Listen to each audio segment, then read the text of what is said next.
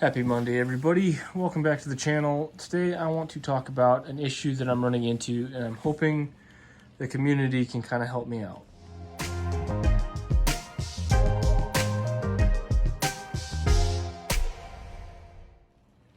So this is going to be kind of just me getting something off my chest because I am struggling with something lately and I don't know how to go about fixing it. So I had fully intended to go ahead and do my next Operation Mobile layout, get it all painted up, but sometimes when I'm working on my layout, I was getting all my videos put together. I kind of try to do them all at once just so I can get them done for the week. And I had finished up most of my stuff and I was ready to jump into that project. And I had a decoder die while my engine was just sitting on the layout.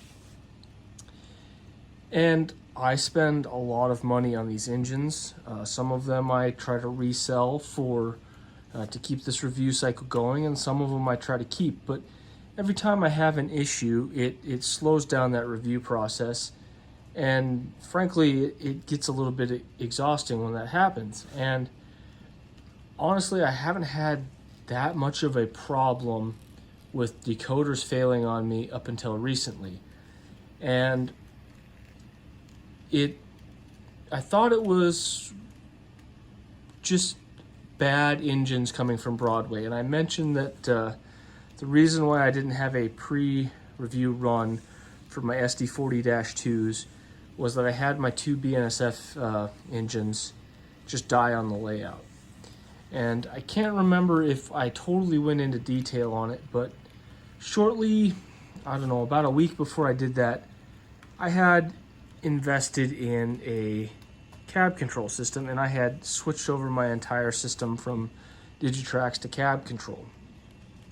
I didn't think anything of it, but I reached out to Broadway. They gave me some information. I had them sent in, got them worked on, and the decoders did in fact fail, I believe. But I had verified that, voltages and everything on the layout were in proper spec. I have since had my 1352 Paragon 3 steam engine died not long after those, middle of last month, in fact. And I sent it in, getting it worked on as well. And then today, I had another Broadway decoder die just sitting on my layout, not actually running. I had stopped what I was doing. My wife was putting up some Christmas stuff, and she put a Christmas village in the middle of the layout. And not too long after that, my Great Northern train was sitting here, and the whole layout shut down. And again, it's pretty easy to figure out what happens, because as soon as I slide that down onto the rail, the fault protection kicks on. Now, a pattern has begun to emerge. I had the beginning of, I want to say November, I was curious if I was having issues with my cab control because I was losing Wi-Fi pretty regularly on it. I did some forum hunting, and they had discussed that voltage going to the cab control unit can affect your Wi-Fi. So I thought maybe I just had a bad power supply and that's what was causing the issues. I had went ahead and verified that I was right at 15 volts, and I double checked it with the multimeter. And so I made the decision to save up some money that I normally would use for reviewing engines, and I purchased the ECOS command control. And frankly, I gotta say that it is an excellent unit, and I really, really like these new control systems. It has so many more features than my Digitrax did, and this cab control, the Wi-Fi throttle system is definitely away and above a standard DCC system. So I can't go back at this point. I've seen the light and I very much like what it has to offer. but I now have a pattern of engines just frying on my layout. And I forgot to mention it, but I did have to send back my scale train's big blow turbine. The decoder on the tank doesn't seem to work, and the engine ran for about, the A engine ran for about an hour and stopped responding to anything. Now, it doesn't kill the layout like these Broadways do, but it just won't respond to anything. So I now have approaching $1,000 worth of engines that have broke down and need to go in for repair, possibly because of the ESU command station. And this one is running a different power supply, and I have verified multiple times that it is right at 15 volts. I have tried running it at a lower voltage, but it just doesn't turn on and work properly. 15 volts is the absolute minimum that I can get everything to turn on, and I can run trains at that point. Everyone tells me that I've talked to at Broadway, scale trains, and some of the stuff that I found on ESU, that 15 volts is more than okay for N scale, but I am starting to wonder. I was curious if maybe it was bad track that was causing the issue. However, 4 out of the 5 engines were just sitting, not moving on the track when it happened. So, and all 4 of those were the Broadway engines. The scale train's big blow was actually working its way around the loop when it happened. So I'm not totally sure what happened there.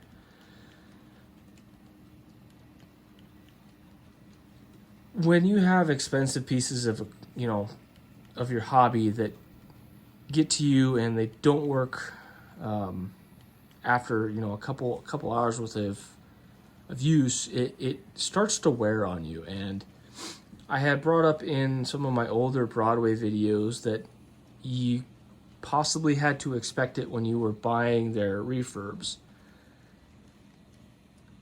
In the last few months, or at least the last 6 months, all of the refurbs I've gotten from them have been exceptional, and I have not had those issues. And I'm now to the point where I am scared to run any of my Broadway engines, because a lot of them are approaching being out of warranty. And I have reached out to Broadway, and I have reached out to ESU through their support and on their forum to see if anyone can give me any ideas on why this would be happening. I don't know if this is a Broadway issue, if this is the ESU command control system causing the issue, or what it actually is. But I just had all of my energy sucked out of me when I came back to my layout to start working on my my mobile review layout, and I had a dead engine sitting there. It's getting really frustrating, and I can't keep spending money hoping the issue is going to go away. So, not exactly the video I wanted to put out today, but I would really appreciate anybody with any ideas, no matter how dumb you think it might be. I am happy to check something to look it over.